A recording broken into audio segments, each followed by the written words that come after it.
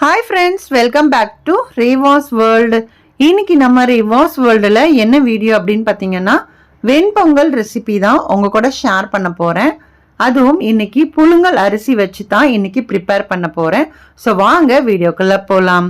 பச்சரிசி பிடிக்காதவங்க இந்த புழுங்கல் அரிசியில் பொங்கல் செஞ்சு பாருங்கள். டேஸ்ட் வந்து ரொம்ப நல்லா இருக்கும். ஸோ நான் இன்னைக்கு வந்து ஒரு குக்கரில் எண்ணெய் வந்து ஃபஸ்ட்டு எடுத்துக்கிறேன். கொஞ்சமாக தான் நெய் சேர்த்துக்கிறேன், ஏன்னா லாஸ்ட்டாக நெய் வந்து நம்ம சேர்த்துக்கலாம். இதில் வந்து கொஞ்சம் ஜீரகம் அப்புறம் வந்து மிளகு இந்த ரெண்டையுமே சேர்த்துட்டு சும்மா ஒரு கால் டீஸ்பூன் அளவுக்கு மிளகு ஜீரகம் சேர்த்துக்கோங்க. அதே மாதிரி ஒரு கொத்து கருவேப்பிலையும் சேர்த்துட்டு இப்போ இது நல்லா பொரிஞ்சு வரட்டும். இந்த டைமில் உங்களுக்கு கொஞ்சம் பெருங்காயப்பொடி சேர்க்குறதா இருந்தாலும் தாராளமாக ஒரு பிஞ்ச் அளவுக்கு பெருங்காயப்பொடியுமே சேர்த்துக்கோங்க.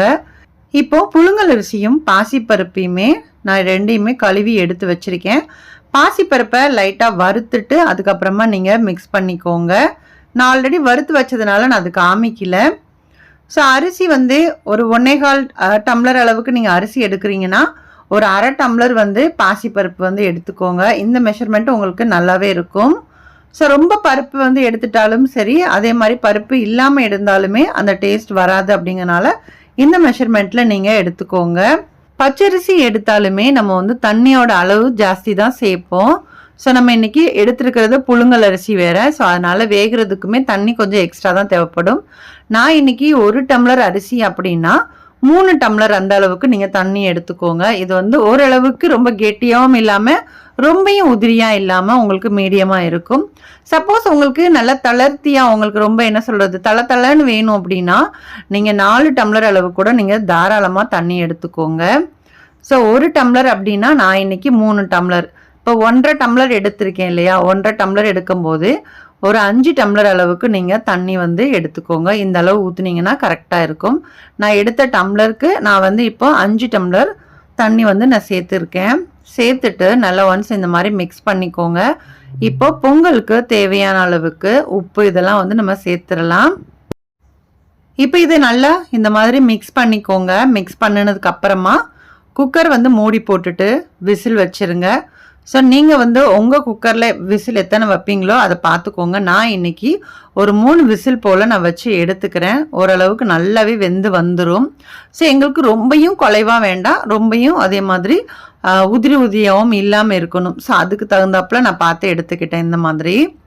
ஸோ நம்ம முதல்லையே வந்து அந்த கொஞ்சம் எண்ணெய் நெய் அந்த மிளகு ஜீரகம் எல்லாம் போடும்போது அந்த சாதத்திலே பார்த்தீங்க அப்படின்னா மிளகு ஜீரகத்தோட வாசனையும் உங்களுக்கு இருக்கும். அப்படி இல்லைன்னா வேக வச்சுட்டு லாஸ்ட்டாக ஃபைனலாக தாளித்து கொட்டணும் அப்படின்னா அந்த அளவுக்கு அந்த சாப்பாட்டில் வந்து அந்த டேஸ்ட் இறங்காது. அப்படிங்கிறதுனால நான் ஆல்ரெடி என்ன பண்ணிட்டேன், கொஞ்சமாக சேர்த்து குக்கரில் வேக வச்சுட்டேன். இப்போ ஃபைனலாகவும் நம்ம ஒரு தாளிப்பு போடணும். அதுக்கு ஒரு கடாயில் கொஞ்சமாக எண்ணெய் சேர்த்துருக்கேன். இதில் வந்து பார்த்திங்கன்னா முந்திரி பருப்பு உங்களுக்கு எவ்வளோ வேணுமோ அந்த அளவுக்கு நீங்கள் முந்திரி பருப்பு வந்து தாராளமாக சேர்த்துக்கலாம். அதே மாதிரி மிளகு ஜீரகத்தை 1 பாதியமாக இடித்து வச்சுருக்கேன். அது வந்து ஒரு அரை டீஸ்பூன் அளவுக்கு 1 பாதியமாக இடித்து வச்சுருக்கேன். ஸோ அதையுமே சேர்த்துட்டு கொஞ்சமாக வந்து கருவேப்பிலையும் சேர்த்துருக்கேன். அதே மாதிரி நெய் வந்து லாஸ்ட்டாக வந்து நெய் சேர்த்துக்கோங்க. அப்போ அந்த ஃப்ளேவர் வந்து உங்களுக்கு அந்த பொங்கலில் வந்து கண்டிப்பாக இருக்கும். அப்படிங்கிறதுனால நான் லாஸ்ட்டாக தான் நெய் வந்து சேர்த்துருக்கேன். ஸோ இந்த மாதிரி நல்லா மிக்ஸ் பண்ணிக்கோங்க. இப்போ இதில் நீங்கள் பெருங்காயப்பொடி நான் சொன்னேன் இல்லையா, நீங்கள் ஃபஸ்ட்டு சேர்த்தாலும் சரி, இல்லைனா இந்த லாஸ்ட் டைமில் கூட நீங்கள் பெருங்காயப்பொடி கொஞ்சமாக சேர்த்துட்டு அதுக்கப்புறமா நீங்கள் தாளிப்பு சேருங்க. இன்னுமே ரொம்ப வாசனையாக அந்த பொங்கல் பார்த்திங்கன்னா நல்லா கமன்னு இருக்கும். கண்டிப்பாக நீங்களும் ட்ரை பண்ணி பாருங்கள். சில பேருக்கு பச்சரிசி பிடிக்காது. ஸோ அவங்களுக்கு இந்த புழுங்கல் அரிசியில் செய்கிற பொங்கல் பார்த்தீங்க அப்படின்னா ரொம்ப நல்லா இருக்கும். கண்டிப்பாக ட்ரை பண்ணி பாருங்கள். ட்ரை பண்ணி பார்த்துட்டு உங்களோட ஃபீட்பேக்ஸை கண்டிப்பாக என் கூட ஷேர் பண்ணுங்கள். ஏன்னா எனக்குமே பச்சரிசி பொங்கலோட இந்த புழுங்கல் அரிசி பொங்கல் சாப்பிடும்போது எந்த ப்ராப்ளமும் இருக்காது, ரொம்பவே நல்லா இருக்கும். ஸோ நீங்கள் ட்ரை பண்ணுங்கள். இந்த வீடியோ உங்களுக்கு பிடிச்சிருக்கும் அப்படின்னு நான் நினைக்கிறேன். வீடியோ பிடிச்சிருந்தா வீடியோக்கு ஒரு லைக் கொடுங்க.